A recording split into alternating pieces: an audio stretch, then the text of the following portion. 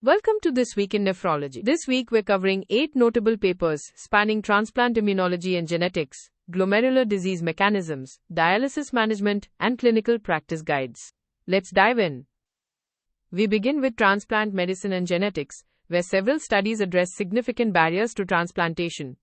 In the American Journal of Transplantation, Safa and colleagues report the case of a 64-year-old woman with multiple myeloma and end-stage kidney disease, who was ineligible for a combined haploidentical stem cell and kidney transplantation due to a positive flow cytometry cross-match from high levels of donor-specific anti-HLA antibodies. Treatment with elranatamab, a B-cell maturation antigen targeted bispecific antibody, induced a deeper myeloma remission and reduced her calculated panel reactive antibodies from 97% to 24%. Once her donor-specific antibodies fell below 1000 mean fluorescence intensity, she underwent a successful combined transplantation with full donor chimerism and excellent renal function at 1 year. Shifting to donor evaluation, Kaliskan and colleagues published a study in Kidney International Reports examining international genetic testing practices among 1259 living kidney donor evaluations across 24 centers in the United States and international sites.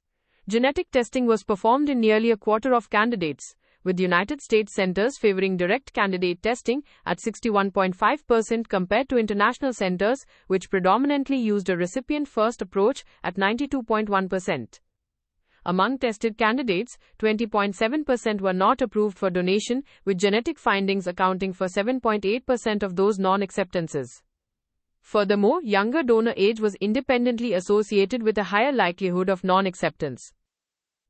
Turning to glomerular disease and diabetic kidney disease pathophysiology, 2 studies offer new mechanistic insights. In the Journal of the American Society of Nephrology, Lai and colleagues investigated the role of vascular endothelial growth factor receptor 1 signaling in diabetic kidney disease.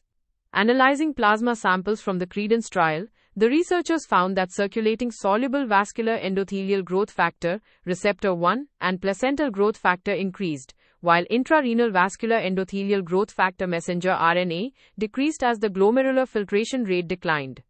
In a uninephrectomy diabetic mouse model, blockade of vascular endothelial growth factor receptor 1 with a specific monoclonal antibody improved overall sinisterine clearance, serum creatinine, albuminuria, blood pressure, and kidney structure, while uniquely increasing glomerular endothelial fenestrae and glycocalyx-related genes compared to lisinopril. In Kidney International Reports, Tang and colleagues evaluated the longitudinal association between time-updated hematuria and kidney disease progression in 1771 participants with biopsy-proven IgA nephropathy using marginal structural models. While baseline hematuria showed no significant association with disease progression in conventional models, time-updated marginal structural models revealed that persistent hematuria of 100 red blood cells per microliter or greater was significantly associated with an increased risk of the composite kidney outcome, exhibiting a hazard ratio of 1.53. This adverse impact was especially pronounced in patients with a baseline estimated glomerular filtration rate below 60 milliliters per minute per 1.73 square meters and those with baseline proteinuria of 0.5 grams per day or greater. In dialysis care, recent investigations highlight biomarker kinetics and exit site management. Drifshom and colleagues published a randomized crossover trial in Kidney 360. Evaluating intradialytic kinetics of cardiac biomarkers in 23 stable dialysis patients, comparing high-flux hemodialysis and post-dilution hemodiafiltration. High-sensitivity troponin I and T were not influenced by conventional hemodialysis, but hemodiafiltration resulted in a significant decline in both biomarkers, and N-terminal pro-B type natriuretic peptide was significantly reduced by both modalities, with greater reductions seen during hemodiafiltration. These findings indicate that the timing of blood draws relative to dialysis sessions can significantly impact cardiac biomarker interpretation. For peritoneal dialysis patients, S and colleagues reported in Seminars in Dialysis, the successful use of topical 0.5% timolol maleate ophthalmic solution applied 3 times weekly for exit site granulomas in 2 continuous ambulatory peritoneal dialysis patients. Complete resolution of the granuloma was achieved within 3 weeks in one patient and within 2 months in the other, with no local or systemic adverse effects or exit site infections. Finally, 2 clinical guidance and communication reviews round out our coverage. In the American Journal of Kidney Diseases, Madra and colleagues provided a urology-based review for nephrologists covering lower urinary tract symptoms, the identification of unsafe bladders, and indications for urology referral and urodynamic testing. In the same journal, Gupta and colleagues conducted a qualitative study exploring communication and engagement regarding kidney transplantation among 20 Spanish-speaking Hispanic patients with advanced chronic kidney disease.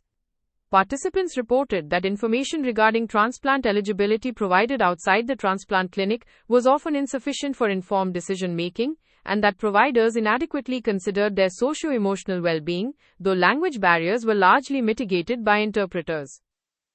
If you only have time for one paper this week, make it the randomized crossover trial by Drivshom and colleagues in Kidney 360 on intradialytic cardiac biomarker kinetics. It is a crucial reminder that dialysis modality and timing relative to the blood draw can drastically alter high-sensitivity troponin and N-terminal pro-B-type natriuretic peptide levels, potentially preventing clinical misinterpretation in your patients. Here are the key takeaways from This Week in Nephrology. BCMA-targeted therapy with elranatamab can successfully reduce donor-specific antibodies and enable haploidentical transplantation in highly sensitized patients. Time-updated hematuria of 100 red blood cells per microliter or greater significantly increases the risk of disease progression in IgA nephropathy, especially in patients with reduced baseline estimated glomerular filtration rate. Dialysis modality significantly alters circulating cardiac biomarker concentrations, meaning time since the last treatment must be factored into diagnostic interpretations. Topical timolol maleate offers a non-invasive and effective option for managing peritoneal dialysis exit site granulomas. That's your roundup for This Week in Nephrology. The full transcript and references are available on the episode page in your Audio Scholar library. This is an AI-curated summary. For clinical decisions, always consult primary sources and current guidelines. See you next week. If this weekly briefing is useful, follow the show in your podcast app so new episodes arrive automatically. And for audio briefings on your own clinical questions and papers, visit audioscholar.cc. This is an automated summary generated by artificial intelligence, which can make mistakes. Always review the original source materials.